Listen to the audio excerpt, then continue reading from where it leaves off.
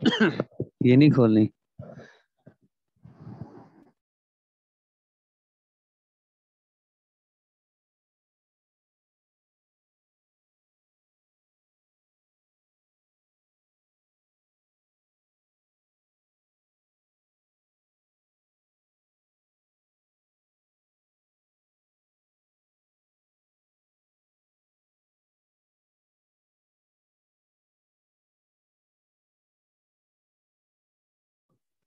بسم اللہ الرحمن الرحیم. السلام علیکم ورحمۃ اللہ وبرکاتہ. انشاءاللہ ہم شروع کرتے ہیں تجوید کی کلاس کا آغاز. تو پہلے مختصر سی میں تلاوت کر دیتا ہوں، پھر انشاءاللہ آگے ہم پڑھتے ہیں. اعوذ باللہ من الشیطان الرجیم. بسم اللہ الرحمن الرحیم. القارعة ما القارعة وما أدراك ما القارعة يوم يكون الناس كالفراش المبثوث وتكون الجبال كالعهن المنفوش فأما من ثقلت موازينه فهو في عيشة راضية وأما من خفت موازينه فأمه هاوية وما أدراك ما هي نار حامية. صدق الله العظيم.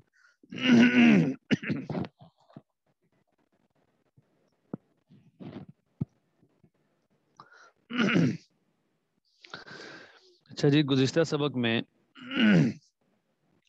ہم نے بنیادی طور پہ حروف مدہ کو پڑھا تھا کہ قرآن پاک میں استعمال ہونے والے حروف مدہ ہی پڑھے تھے نا؟ ہاں جی، حلقہ بالکل حصے حروف مدہ ہم نے پڑھا تھا، اور اس سے پہلے مخرج کی تعریف پڑھی تھی. یہ ساری چیزیں ہم پڑھ چکے ہیں، اہمیت، ضرورت اور مخرج اور مخارج. تو مخرج نمبر 1 منہ کا خالی حصہ تھا کہ یہ جو منہ کا خالی حصہ ہے اس سے کہ 3 حروف ادا ہوتے ہیں. وہ 3 حروف کون سے ہیں؟ الف، واو اور یا. الف مدہ اس وقت ہوتا ہے کہ جب الف سے پہلے زبر ہو، جیسے با، الف زبر با. یا قرآن پاک میں لفظ استعمال ہوتا ہے قال، تو قاف الف زبر قا. یہ الف کو ہم نے لمبا کیوں کیا؟ اس لیے کہ الف سے پہلے زبر ہے اور یہ الف مدہ ہے.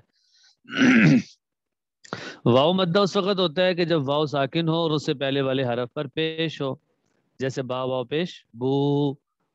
اور یا مدہ اس وقت ہوتی ہے کہ جب یا ساکن سے پہلے زیر ہو. تو یہ ہم پڑھ چکے تھے. الف مدہ کی مثال یہاں پہ مالکی تھی. واو مدہ کی مثال یہاں پہ کیا انہوں نے دی ہوئی تھی؟ اعوذ. ٹھیک ہے نا، ہم پڑھتے ہیں اعوذ باللہ.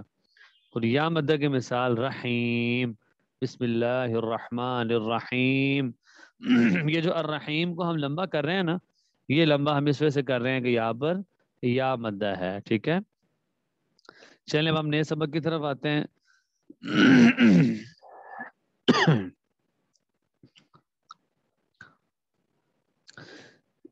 یہ ہم نے پڑھ لیا تھا، روح حلقہ پڑھ لیا تھا. ٹھیک ہے، اس کو بھی دہرا دیتا ہوں میں.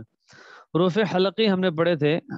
جیسے میں نے آپ کو بتایا تھا کہ حلق عربی زبان میں گلے کو کہتے ہیں. ٹھیک ہے، اور گلے کے بنیادی طور پہ 3 حصے ہوتے ہیں. نمبر 1 گلے کا وہ حصہ جو سینے کی طرف ہے، اس کو ہم اقصی حلق کہتے ہیں. اقصی بنیاد کو کہتے ہیں، جڑ کو. دوسرا وسط حلق، گلے کا وہ حصہ جو درمیان میں ہے، اس کو وسط حلق کہتے ہیں. ادنا حلق گلے کا وہ حصہ ہوتا ہے جو منہ کی طرف ہے. ٹھیک ہے نا. تو یہ 3 حصے گلے کے ہیں اور ان سے 6 حروف ادا ہوتے ہیں. گویا کہ ہم کہتے ہیں کہ حروف حلقی 6 ہیں. حمزہ ہا، عین ہا، غین خا. ٹھیک ہے، یہ ہم نے پڑھ لیے تھے. اور اس کا استعمال بھی ہم نے پڑھا تھا کہ اعوذ سے قرآن شروع نہیں کرنا، بلکہ کس سے کرنا ہے؟ اعوذ سے. حمزہ اور عین الگ الگ ان دونوں کا مخرج ہے. ٹھیک ہے، آج ہم پڑھتے ہیں نیا سبق حروف لہاتیہ. لہاتیہ عمومی طور پہ زبان کی جڑ کو کہتے ہیں کہ زبان کی جڑ کے مقابل اوپر جو وہ کوا جس کو کہتے ہیں لٹکا ہوا ہے، ہم اس کو کہتے ہیں کہ یہ لہات. یہ لہات کہتے ہیں بالکل جہاں سے آپ کی زبان کی ابتدا ہو رہی ہے وہاں سے یہ حروف ادا ہوتے ہیں. قاف اور کاف، یہ 2 حروف کی ادائیگی ہم سیکھ رہے ہیں. गला ठीक नहीं हो रहा।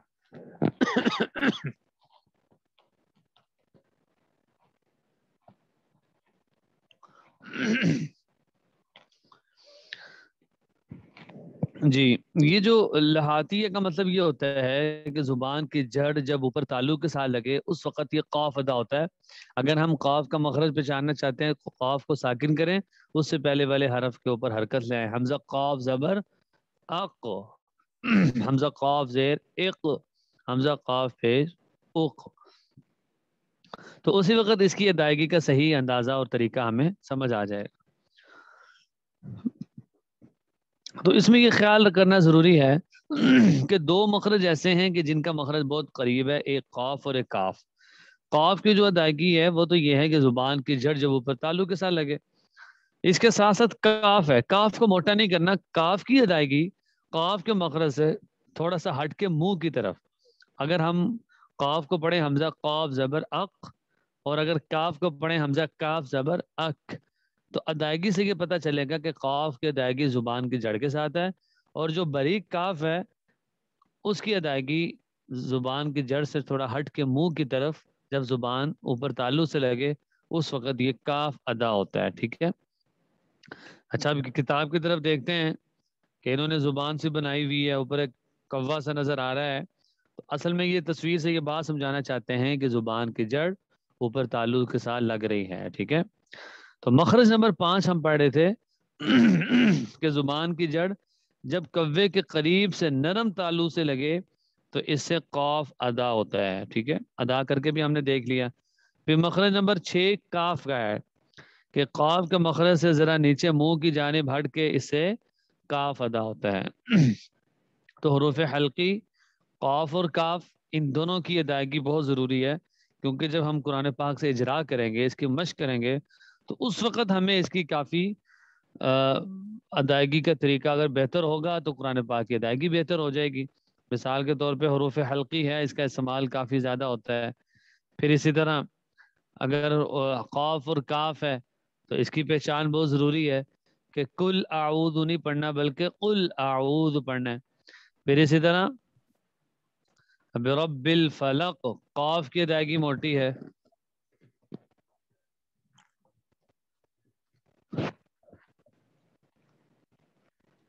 समझ आ गई? तो ये कौफ और काफ की अदायगी है। तो अभी ये जो हमने कौफ और काफ की अदायगी का तरीका सीखा है और हरूफ हल्की, इन दोनों को एक दफ़ा दोहरा लें, आधा मिनट आपके पास, याद कर लें, दोहरा लें ताकि ज़हन नशीन हो जाएं, मखारिज भूल जाते होते हैं। फिर दोबारा आते हैं, कोई सवाल होगा किसी का तो वो ले लेंगे। अच्छा,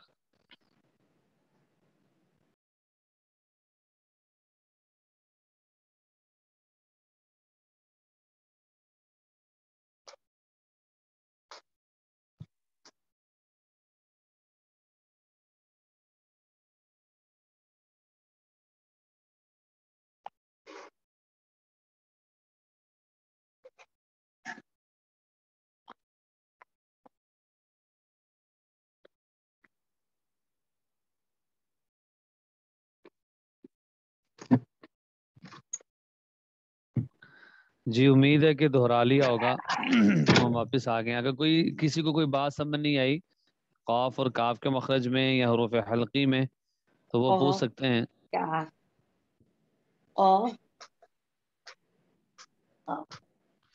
जी, इसकी अदायगी जब हम कुरान पाक से पढ़ेंगे तो इंशाल्लाह उस वक्त हमें समझ आ जाएगी, क्योंकि सूरतुल फलक की हम मश करेंगे तो कुल आऊज़ु बिरब्बिल फलक वहाँ पर इस्तेमाल हुआ है कौफ, तो वहीं पर इसकी अदायगी इंशाल्लाह बेहतर हो जाएगी।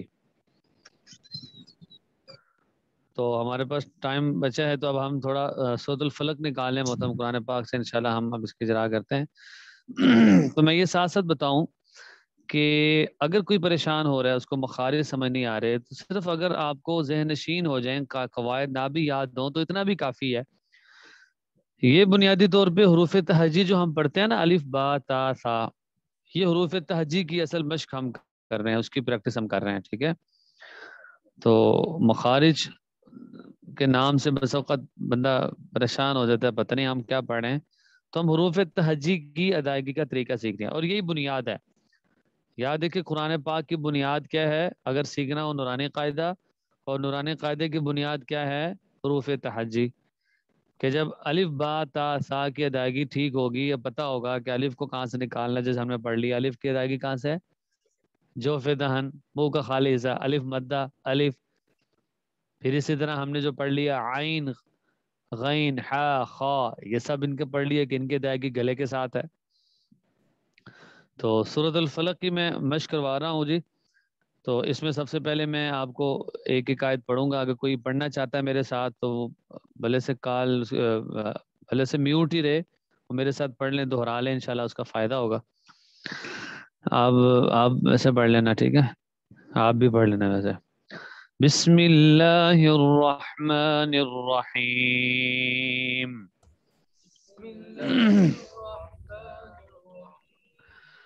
قل اعوذ برب الفلق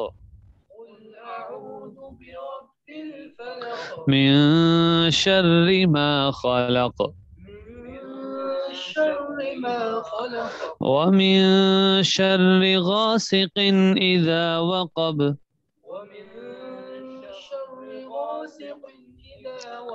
ومن شر النفاثات في العقد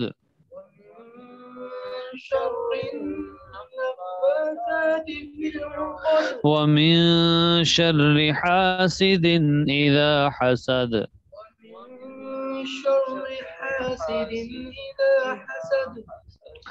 اللہ دے ٹھیک ہے. تو اس میں آپ کو اجرا بتاتا ہوں جو ہم نے قواعد پڑھ لی ہے نا جی.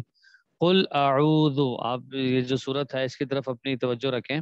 قل، اس میں دیکھیں قاف ہے، اس کا مخرج ہم نے پڑھ لیا. قاف کا مخرج کیا ہے؟ زبان کی جڑ، اس کا مقابل اوپر کا تعلق قاف، یعنی دوسرے لفظ میں کہیں گے اس کو موٹا ادا کرنا. قاف. قل اعوذ، یہ عین ہے، اس کی ادائیگی کہاں سے ہے؟ گلے سے ہے. اعوذ، اور عین کہاں سے نکلتا ہے؟ حمزہ ہا عین ہا. تو جلدی جلدی بتائیں جی، جو سننے والے ہیں وہ مجھے بتا دیں کہ عین کا مخرج بتائیں، کیونکہ یہ آگے کلام میں میسج کر کے بتا دیں یا جی.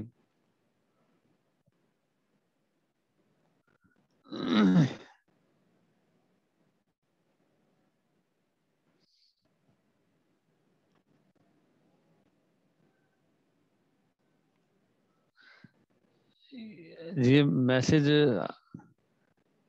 ہاں جی بتائیں جی. عین کی ادائیگی کہاں سے ہوگی؟ تو عین کی ادائیگی ہے وسط حلق سے، ٹھیک ہے.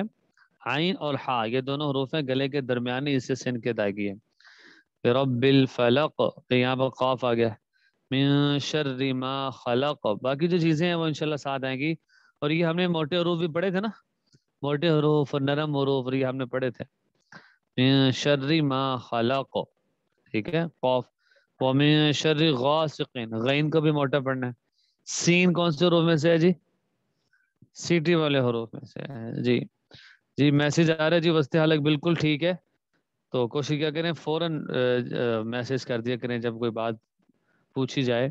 تو یہ توجہ کی بھی علامت ہوتی ہے. استاد بس اوقات یہ دیکھنا چاہتے ہیں کہ اسٹوڈنٹ کی توجہ بھی ہے کہ نہیں. اذا وقب، اس کو اذا وقب نہیں پڑھنا، کیونکہ یہ ذال کون سے حروف میں سے ہے؟ بولیے. ذال، ذال نرم حروف میں سے، ٹھیک ہے. نرم حروف تین تھے، سا ذال اور وا. ومن شر النفاثات، یہ میں نے آپ کو بتایا تھا یا نہیں، یہ یاد رکھ لیں کہ نون اور میم جہاں پر تشدید آ جائے، پر چھوٹا ڈبلیو جو ہوتا ہے اگر کوئی تشدید نہ سمجھے تو وہاں پر ہاں جی بالکل، یہ جو نرم حروف ہوتے ہیں نا جی، بالکل ٹھیک جواب دیا. کوشش کریں باقی سب بھی جواب دیا کریں، کہ ہمارے ساتھ سبق میں شریک ہوا کریں. لثویہ ان کو کہتے ہیں. یہ جو نرم حروف ہے نا جی، ان کو لثویہ بھی کہتے ہیں، کہ ان کی ادائیگی نہایت نرمی سے ہوتی ہے. نون اور میم کی بات ہو رہی تھی کہ جب نون اور میم مشدد ہوں پورے قرآن پاک میں، چھوٹا ڈبلیو ان کے اوپر ہو تو ان کو لمبا کریں گے. کیا مطلب؟ وہاں پر غنہ ہوگا، اور غنہ کا مطلب ہوتا ہے ایک الف کی مقدار لمبا کرنا. جیسے یہاں پر کیا میں آئی شر النفاثات، شر النفاثات، ٹھیک ہے. ومن شر حاسد، اس کے ادائیگی بھی ہا کی گلے سے ہے. حاسد اذا حسد، یہ دونوں سیٹی والے حروف ہیں، ٹھیک ہے. جی چلیں ٹھیک ہے، اب آپ لوگ سنائیں جو سنانا چاہتے ہیں. جو آن لائن سن رہے ہیں ان میں سے کوئی سنانا چاہتے ہیں تو اپنا مائک جب آپ آن کریں گے تو ہمیں اندازہ ہو جائے گا کہ کون سنانے لگے ہیں، تو پھر انشاءاللہ ہم سنتے ہیں۔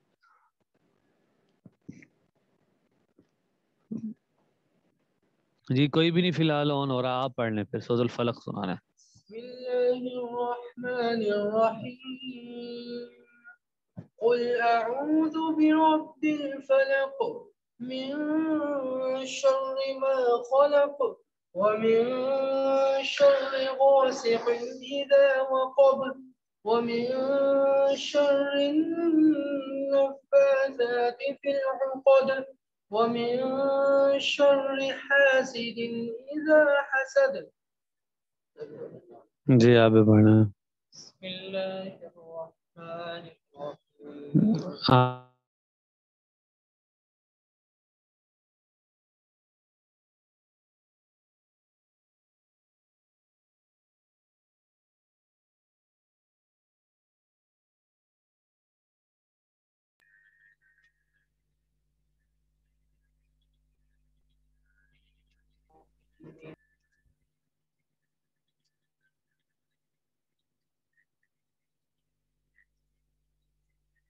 من شر غاسق إذا وقب ومن شر النفاثات في العقد ومن شر حاسد إذا حسد ماشاء اللہ۔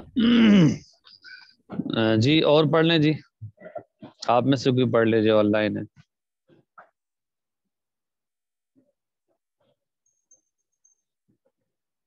دیکھیں یہ میں بار بار دہراتا ہوں اس بات کو کہ یہ جو تجوید ہے اس کا تعلق لیکچر سے نہیں ہے، جس طرح باقی لیکچر آپ سنتے ہیں نا، تفسیر اس کا، تفسیر کا، مسائل کا، وہ لیکچر ہو سکتے ہیں کہ آپ سن لیں، لیکن اگر تجوید سیکھنی ہے تو اس کے لیے کچھ پڑھنا پڑے گا۔ ظاہر ہے اس کا تعلق قرآن پاک کا تعلق ادائیگی کے ساتھ، جب تک ادائیگی ہم کریں گے نہیں، یا جب تک ادائیگی کا ہم کسی کو سنائیں گے نہیں، اس وقت تک تجوید کی جو بہتری ہے اس میں وہ قرآن پاک میں بہتری نہیں آ سکتی۔ تو اس لیے سنا لیا کریں، اگر کوئی سنانا چاہتے ہیں تو میرا خیال ہے کہ جی جو بھی سنانا چاہتے ہیں وہ سنا سکتے ہیں۔ جی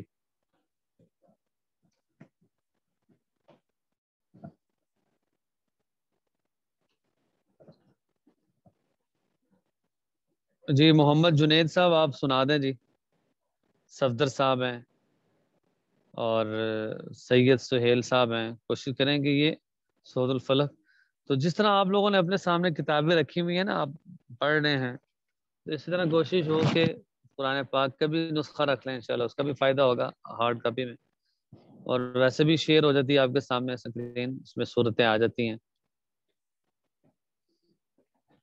چلیں ٹھیک ہے، میرا خیال ہے کوئی سنانا نہیں چاہتا یا شرما رہے ہیں یا پتہ نہیں کیا مسئلہ ہے، تو کوئی سوال اگر ہے تو وہ کرنے، ہمارے پاس 2-3 منٹ ابھی ہیں اس کلاس کے، تو اس لیے ابھی کیونکہ ہمارا یہ کوئی تجوید کا کوئی کورس نہیں ہے، بس اوقات یہ ہوتا ہے نا کہ ہم تجوید کا 40 دن کا کورس کرواتے ہیں نا، اس کا پھر ایک سلیبس بنا لیتے ہیں مختصر سا، یا جیسے ہم 2 مہینے کا کورس کرواتے ہیں تجوید کا، اس کا ایک نصاب بن جاتا ہے۔ یہ چونکہ ایک سبجیکٹ ہے اس لیے ہم انشاءاللہ اس کو آہستہ آہستہ بھی لے کے چلیں تو کوئی ایسا مسئلہ نہیں ہے، کیونکہ نصاب میں یہ ہوتا ہے کہ 40 دن میں سارا کچھ کور کرنا ہوتا ہے، پورا کرنا ہوتا ہے، جس طرح باقی علوم ہیں اسی طرح جو تجوید ہے یہ بھی ایک سمندر ہے، اس میں کافی چیزیں اس کے اندر موجود ہیں، تو انشاءاللہ اس میں اگر ہم تھوڑا تھوڑا بھی پڑھ لیں اور ذہن نشین ہو جائے تو یہ زیادہ فائدہ مند ہوگا، بجائے اس کے کہ ہم زیادہ سے زیادہ پڑھتے جائیں، کہ میں ایک ہی دن میں سارے مخارج پڑھا دوں اور کسی کو کچھ سمجھ بھی نہ آئے گی، تو وہ پھر بجائے فائدہ ہونے کے الٹا نقصان ہوگا۔ اس لیے تجوید کا جو تعلق ہے وہ ادائیگی کے ساتھ ہے، کہ جب تک ہمیں قرآن پاک کی ادائیگی بہتر نہیں ہوگی اور ہم خود قرآن پاک کو پڑھیں گے نہیں، اس وقت تک خوبصورتی جو کلام میں آنی چاہیے اور جو مقصود ہے تجوید سے کہ ہمارا قرآن پاک ٹھیک ہو جائے، وہ مقصود حاصل نہیں ہوگا۔ اب جیسے اب 1 دن 2 دن 3 دن یہاں پہ کلاس ہوتی ہے تجوید کی، اس کے علاوہ بھی ہم قرآن پاک کو ٹائم دیں۔ دیکھیں اگر میں یہ چاہتی ہوں کہ آدھے گھنٹے کے اندر میں تجوید کا سبق سن لوں اور جیسے مشق کرواتا ہوں وہی کافی ہو جائے، ایسا نہیں ہوتا۔ یہاں پر بھی جو اسٹوڈنٹ پڑھتے ہیں یا جہاں بھی، تو قرآن پاک کو ٹائم دینا پڑتا ہے. قرآن پاک کے تو ویسے بھی بہت سارے حقوق ہیں, ان میں سے ایک حق یہ ہے کہ اس کی ادائیگی عمدہ سے عمدہ ہونی چاہیے. ٹھیک ہے, اس کے لیے جو کمانڈ یہاں دی جائے, جو جیسے قواعد میں بتا دیتا ہوں, تو ان کو اپلائی کیا جائے. مثال کے طور پہ سیٹی والے حروف ہیں یا نرم حروف ہیں, ان کو ہم نے پڑھا ہے نا. اب نارملی ہم اپنے روٹین میں جب قرآن پاک کی تلاوت کر رہے ہوں, ہمیں پتہ ہو کہ یہ سیٹی والا حروف ہے. ٹھیک ہے, اب قل اعوذ ہم نہ پڑھیں, قل اعوذ پڑھیں. اس کی وجہ یہ ہے کہ ذال کا ہم پڑھ چکے ہیں کہ ذال کی جو ادائیگی ہے وہ نہایت نرم ہے. قل اعوذ پڑھیں گے. اب ہم قل اعوذ جب پڑھیں یا کوئی پڑھ رہا ہو تو فوراً ہمیں پتہ چل جائے کہ اس نے یہ قرآن پاک میں غلطی کی ہے. اب تجوید کا سب سے بڑا فائدہ پتہ کیا ہوتا ہے, کیونکہ تجربہ بھی اس بات پہ ہے کہ جب بندہ سیکھ رہا ہوتا ہے نا, پھر وہ قرآن پاک بڑا غور سے سنتا ہے کہ یہ کوئی غلطی تو نہیں کر رہا. پھر جب کوئی غلطی ہوتی ہے تو اس کو نوٹ کرنا شروع ہو جاتا ہے. تو یہ غلطی نوٹ بندہ اسی وقت کرتا ہے کہ جب اس کو خود تجوید سے واقفیت ہو. اگر واقفیت نہیں ہوگی تو کیسے دوسرے کی اصلاح کر سکے. ٹھیک ہے, ہماری اس جی جی میں السلام دیکھ لیتا ہوں. علیکم. جی وعلیکم السلام رحمۃ اللہ. جی محترم, استاد جی میں کوشش بالآخر کرتا ہوں سنانے کی. جی جی جی بالکل. دیکھیں جی, ہم سب سیکھنے والے ہیں, اس میں کوئی پریشانی کی 1% بھی بات نہیں ہے. اچھا حضرت, میں معذرت میں آپ کی بات, سوری, میں صرف مجھے 1 منٹ دے دیں. یہ جو سوال جنہوں نے کیا ہے میں ان کو جواب دے دوں. یہ جو لکھا ہوا نا سر, تجوید کو سمجھنا بہت مشکل ہے. دیکھیں قرآن اصل میں اگر ہم نیت یہ کریں گے نا کہ ہم نے قرآن سیکھنا ہے, جس طرح ایک بچہ نورانی قاعدہ سیکھ رہا ہوتا ہے نا, شروع میں اس کو مشکلات ہوتی ہیں, لیکن اگر استاد اس کی حوصلہ افزائی کرے اور اس کو یہ بتائے کہ یہ کوئی مشکل نہیں ہے, یہ تو ہم نے موت تک قرآن پڑھنا ہے. باقی چیزیں اور باقی تعلیمیں ایسی ہیں کہ ایک آدمی بوڑھا ہے, نہ وہ پڑھا سکتا ہے نہ پڑھ سکتا ہے, لیکن وہ کہتا ہے جی میرے سامنے قرآن پاک رکھ دو میں پڑھ لوں. تو جب وہ تجوید کے ساتھ پڑھنا چاہے گا تو وہ پڑھ سکے گا اس وقت بھی. تو یہ جو ہم مخارج پڑھا رہے ہیں نا, کسی کے ذہن میں یہ نہ آئے کہ پتہ نہیں مخارج کیا ہوتے ہیں اور اتنا مشکل کیوں ہو رہا ہے. آپ نے یہ نیت کرنی ہے کہ ہم الف با تا سا, یہ جو حروف تہجی ہے, اس کی ادائیگی ہم سیکھ رہے ہیں بس. اچھا, اگلا سوال ہے دعاؤں کاف کو. جی, یہ جو دونوں کاف ہیں ان کو کاف ہی پڑھنا ہے, لیکن فرق یہ ہوتا ہے کہ جو 2 نقطوں والا ہے اس کو موٹا پڑھنا ہے قاف, اور جو بغیر نقطوں کے اس کے باریک پڑھنا ہے. اس کا طریقہ یہ ہوگا کہ جب زبان کی جڑ اوپر تالو سے لگے گی اور زبان اوپر, یعنی قاف کی ادائیگی سے ہمیں خود اندازہ ہو جائے گا کہ اس کو ہم نے موٹا کیا قاف.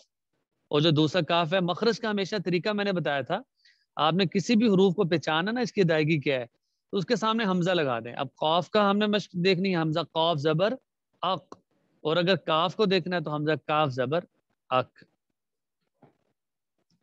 یہ جو سوال کیا نا کہ حضرت جو قرآن بھی نہیں پڑھا ہوا وہ کیا کریں, آپ یہ بات یاد رکھیں, میرے ذہن میں وہ اسٹوڈنٹ ہے کہ جس کو بالکل قرآن پاک پڑھنا نہیں آتا. انشاءاللہ میرا ٹارگٹ یہ ہے, اب آپ آگے جا کے دیکھیں گے نا تو انشاءاللہ نورانی قاعدہ میں پڑھا رہا ہوں گا اور اس کی ادائیگی کا طریقہ بتا رہا ہوں گا.